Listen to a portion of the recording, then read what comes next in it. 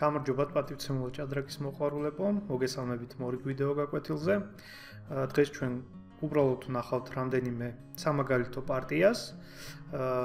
დროებით დავამთავრეთ ელემენტარული ენჩპილები და ეხლა გვინდა უბრალოდ დავიწყოთ ვითამაშოთ, ხო? საწყისი პოზიცია დავალაგეთ და რას ვაკეთებთ. თავიდან მოდით ვნახოთ რამდენიმე სამი პარტიის მაგალითზე, თუ რა ხდება დაფაზე, რა შეიძლება საერთოდ მოხდეს. და აი ამ პარტიების ნახვის პროცესში მე შევეცდები სულებს რაღაც კომენტარები გავუკეთო. პლუს ამას ამ ვიდეო გაკვეთილის შემდეგ ჩვენ უკვე დავიწყებთ საჭადრაკო ელემენტების სწავლას. როგორიც არის სწრაფი განვითარება ფიგურების, დაფის ცენტრი, ცენტრის მნიშვნელობა და ასე შემდეგ. საჭადრაკო პარტიაში არის სამი ფაზა.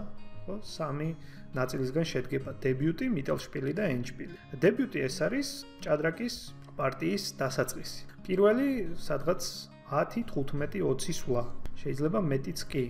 დღეს ისეა განვითარებული სადებიუტო თეორია. შემდეგ მოდის მიტელშპილი, ანუ შუა თამაში. გერმანული სიტყვებიდან მიტელ და შპილ, შუა თამაში.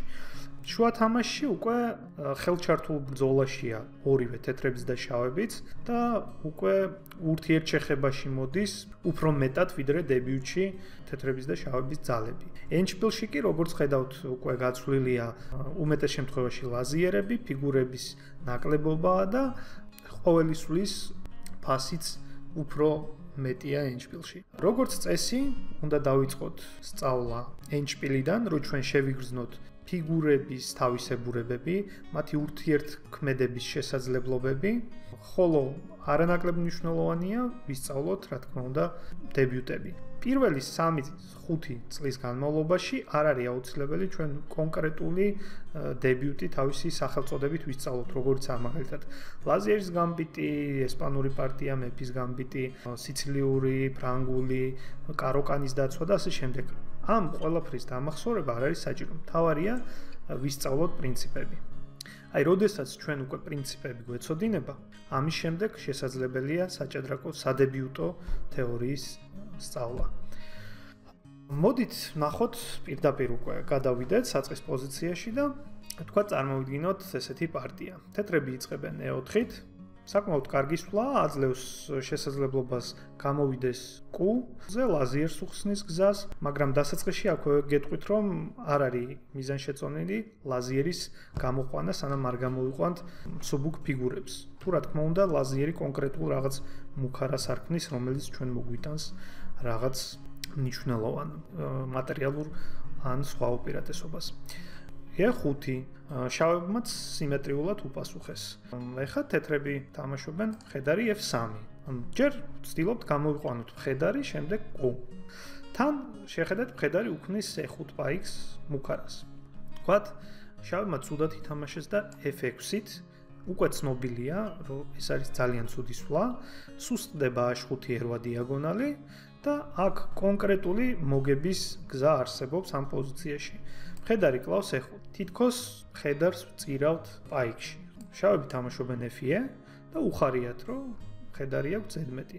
მაგრამ აქ ლაზიერი H5 ქიში გვაძლევს შესაძლებლობას მეფე დავტოვოთ როქის გარეშე და დავიწყოთ შეტევა მასზე. აქვე ვიტყვი, რომ G6 ცუდია, იმიტომ რომ ლაზიერი E5 და ორმაგი მუქარაა მეფეზე და ეტლზე. თქვათ მეფე F7-ზე, თამაშებთ ესე. და Q7-ით ვერ გვიჭერს, იმიტომ რომ ლაზიერი H7-ია. ესე იგი, დავუბრუნდეთ ლაზიერი H5-ზე და უნდა მეფით ითამაშოს, ხო? ერთი სვლა აქვს მეფე E7-ზე. მაშინ ლაზიერი E5 ქიში. უკვე მეორე პაიკი მოვიგეთ, ესე იგი, ჩვენ მხოლოდ ერთ პაიკს ვაგებთ. მხედარი თუ 3 პაიკია, ესე იგი, 2 პაიკი უკვე მოვიგეთ და პლუს შეტევა გრძელდება. ესე იგი, მეფე F7, ერთი ლაზიერით ჩვენ ვერაფერს ვერ გავხდებით. ჩვენ რაც შეიძლება ყოველ სვლასთან ერთად უნდა შევიყვანოთ ახალ-ახალი ფიგურები თამაშში. Q4 ქიში. აი შეხედეთ, მეფეს ერთადერთი სვლა აქვს G6-ზე. ლაზიერი მას უკეთავს E ვერტიკალზე წასასვლელს, ასევე F6 უჯრაზე წასასვლელს, უნდა წავიდეს G6-ზე. აქ არის შესანიშნავი სვლა ლაზიერი F5 ქიში, კიდევ უფრო შევავიწროოთ მეფე. ამიტომ Q-C4-ის დროს უკეთესი იქნებოდა, რომ ეთამაშოთ, თქვათ, შავებს D5, მაგრამ აქ უკვე ჩვენ 3 პაიკი გვაქვს ერთ მსუბუქ ფიგურაში, მხედარში და ამ D5-ის იდეა ის არის, რომ F5 უჯრას ვართმევთ ლაზიერს. და მეფე G6-ის შემდეგ მაინც გრძელდება ჩვენი შეტევა. აქ H4, ვთქვათ H6, მეფეს გაქცევა სურს. შესანიშნავი სვლა q7.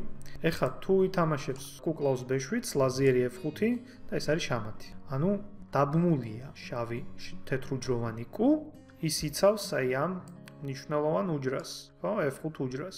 ამით იხელთა თეთრებმა და რა თქმა უნდა იგებენ ეტლს. ანუ ეს არის აბსოლუტურად წაგებული პოზიცია შავების მხრიდან. მოდი დავბრუნდეთ, თქვათ d5 არ ითამაშეს, ჯერ კიდევ ორი პაიკი აქვთ ერთ მსუბუქ ფიგურაში შავებს და აგრძელებენ იქნებ გადარჩნენ. ლაზიერი f5 ქიში მეფე h6 ერთადერთი სვლა აქვს.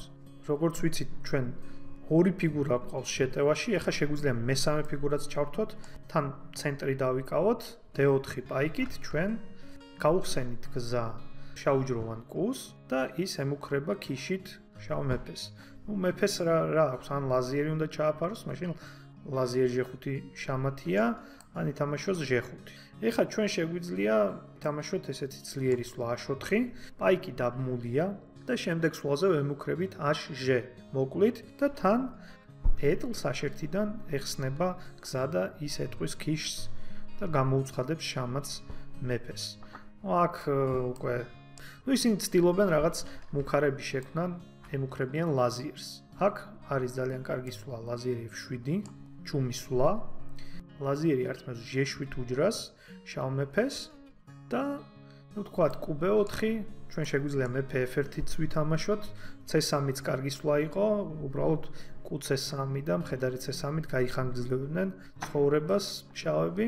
qh3 კიდევ ცდილობენ რომ გადაუკეტონ აი ამ ეტლს გზა, ეს უკვე ორმაგი ქიში არ არის, იმიტომ რომ ეტლს გადაკეტილი აქვს გზა, ლაზიერი g5, მაგრამ ეტლი h3 შამათი.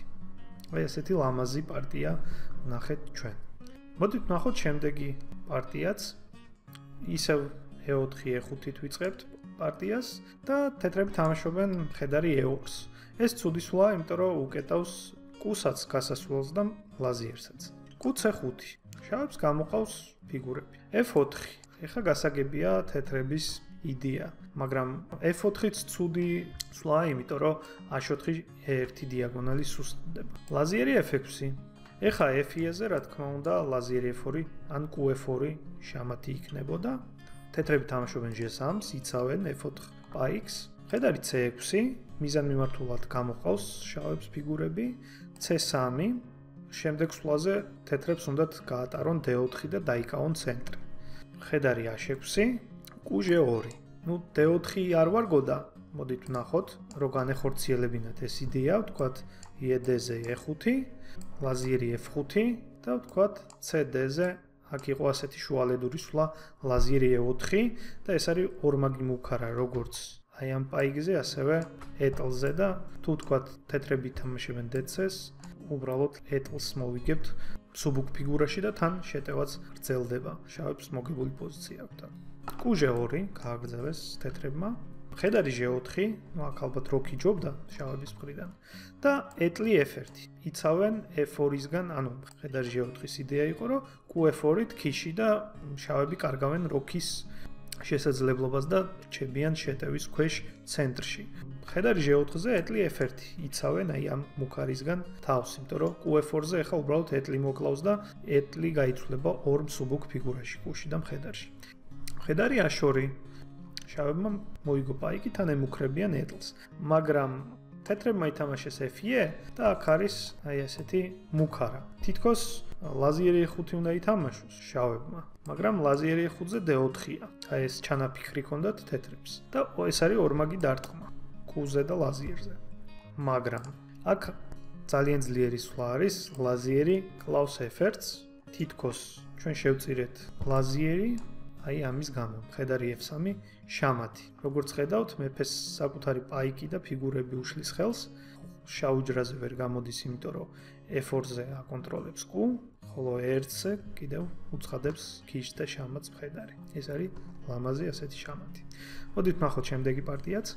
e4, e5, მხედარი f3, მხედარი f6. სიმეტრიულად თამაშობენ, პასუხობენ შავები ამ პარტიაში თეთრებს. მხედარი ემუქრება e5 პაიკს, ეს მხედარი კიდევ e4 პაიკს. მხედარი C3, თეთრები იცავენ E4 პაიკს, მხედარი C6. ეხლა უკვე გადავიდა 4 მხედრის დებიუტში ეს ყველაფერი, კუ C4, გამოყავთ მიზანმიმართულად თეთრებს ფიგურები და შემდეგ სულაზე უნდათ როქი გააკეთონ. კუ C5, როქი, შავებმაც ითამაშეს როქი. ანუ თეთრებმაც და შავებმაც დამალეს, ასე ვთქვათ, მეფე. ფიგურები გამოიყვანეს და დარჩათ ახლა შავუჯროვანი კუს გამოყვანა თეთრებს, შავებს თეთრუჯროვანის, შემდეგ ლაზიერის გამოსვლა, ეტლების შეერთება და შემდეგ. ამ დებიუტს ქვია ჯოკო პიანო, ანუ წყნარი დასაწყისი. D6, კუჟე5. ეხლა უყურეთ, ეს არის მნიშვნელოვანი დაბმა. კუჟე5-ზე გამოდის და მხედარი არის დაბმული. შემდეგ ჯერზე ჩვენ მხედრით D5-ზე შევალთ და დავემუქრებით ამ მხედარს. კუჟე4. უბრალოდ თქვენ თუ არ გესმით არაფერი, ჯერჯერობით არ არის ეს საგანგაშო, მეც ასე ვიყავი და ყველა ასეა დასაწყისში. უბრალოდ დააკვირდით რა სულებს აკეთებენ თეთრები, რა სულებს აკეთებენ შავები. შავებმაც გაიმეორეს ეს დაბმა. მხედარი D5, მხედარი ემუქრება F6-ზე, თან ეს დაბმა, F6-დან მხედარი ვერსად ვერ მიდის, იმიტომ რომ მის უკან ლაზიერია. მხედარი D4, შავებიც იგივეს პასუხობენ. ლაზიერი D2, ანუ დაბმისგან გათავისუფლდა თეთრები. ეხლა ვთქვათ, QF3 რო ითამაშონ, თეთრები ითამაშებენ QF6, ემუქრებიან ლაზიერს, ამიტომ შავებმა უნდა გაანადგურონ.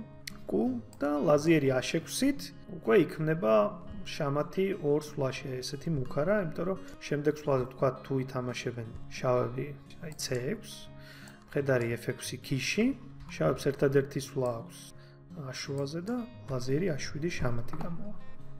მოდით დავბრუნდეთ, ლაზიერი D2-ზე, ვთქვათ, შავებმაც უპასუხეს ლაზიერი D7. აქ უკვე ისევ ჩვენთვის ნაცნობი QF6, შავები სიმეტრიულად პასუხობენ Q კლავს F3-ს.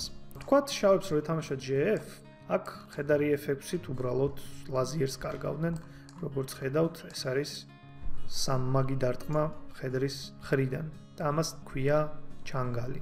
ეს არის საჭადრაკო ტერმინი ჩანგალი, როდესაც მხედარი ემუქრება 2 ან მეტ ფიგურას ერთდროულად. ამ შემთხვევაში მეფეს ლაზიერს და კუს ემუქრება და უნდა ითამაშოს რა თქმა უნდა მეფემ, რაღაც სვლა გააკეთოს, შემდეგ სვლაზე უბრალოდ ვიგებთ მოწინააღმდეგის ლაზიერს. კარგით, QF6-ზე შავებმა ითამაშეს სიმეტრიულად, QF3. სადამდე მიგვიყვანს ეს სიმეტრიული თამაში. მხედარი E7, რადგან თეთრები იწყებენ პარტიას, მათ აქვთ უპირატესობა, ისინი პირველები ქმნიან მუქარებს. მეფე A8 უნდა ითამაშონ, ერთადერთი სვლა აქვთ.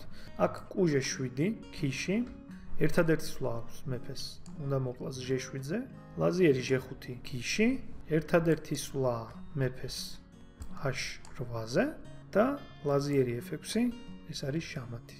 ანუ განმეორებაც, მოწინააღმდეგის სვლების განმეორებაც შავებისთვის დამღუპველია, როგორც ხედავთ. ამაზე დროებით გემშვიდობებით, შევხვდებით უკვე შემდეგ ვიდეო გაკვეთილში, როდესაც განვიხილავთ ასევე სამი პარტიის მაგალითზე, ერთ-ერთ საჭადრაკო ელემენტს, ეს არის ფიგურების განვითარება. ან უბრალოდ განვითარება, ასე ქვია ამ ელემენტს ჭადრაკში. აბა დროებით ნახვამდის.